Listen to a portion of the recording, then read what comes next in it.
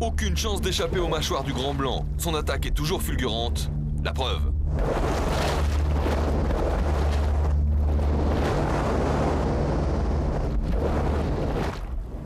Nous sommes en Australie, dans le sud du pays, l'un des derniers endroits où vivent encore ces monstres des mers, les requins blancs.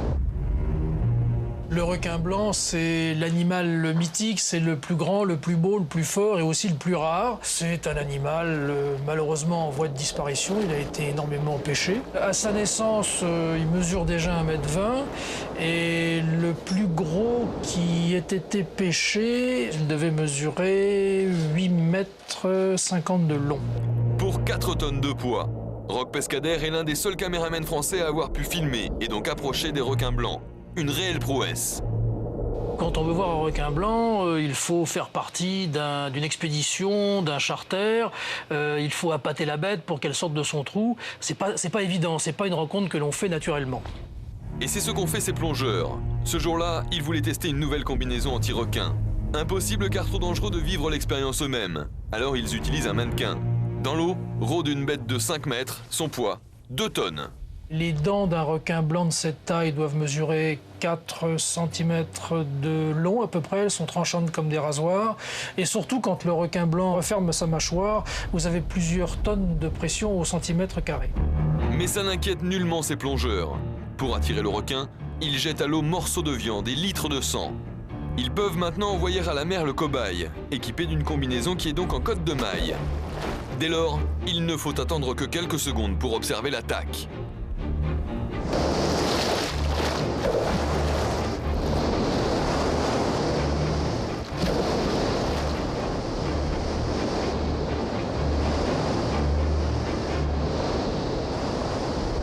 Comme on lui a mis sous le nez, avant de jeter la combinaison, des bouts de viande, tout naturellement, lui voit quelque chose qui flotte, il l'attrape. Vous voyez, il l'attrape, il serre sa mâchoire, il fait des convulsions sur lui-même. Alors il faut savoir que c'est un animal, ça, qui doit peser au moins 2 tonnes. Alors je ne sais pas si vous imaginez ce que ça représente, 2 tonnes qui tournent, ça broie complètement le mannequin. Un mannequin qui a effectivement souffert. Remonté à la surface, les plongeurs constatent l'étendue des dégâts. La cotte de maille peut protéger la peau contre le contact des dents, mais pour des requins d'une taille d'1,50 m, 2 mètres, mais pour un monstre comme le requin blanc, ça ne sert strictement à rien.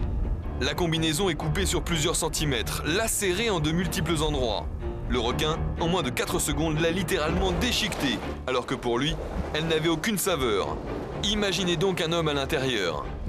Mais écoutez, si c'était un homme à la place du mannequin dans la combinaison, il serait pas beau à voir. Il serait complètement désarticulé, ce serait vraiment un steak haché.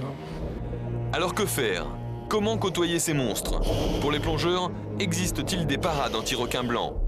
La combinaison anti-requin, elle n'existe pas. Je crois que la meilleure protection, c'est d'être bien entouré, avec des gens qui savent précisément gérer le comportement des requins et qui savent prévenir quand il le faut pour faire surface et attendre que les choses se passent.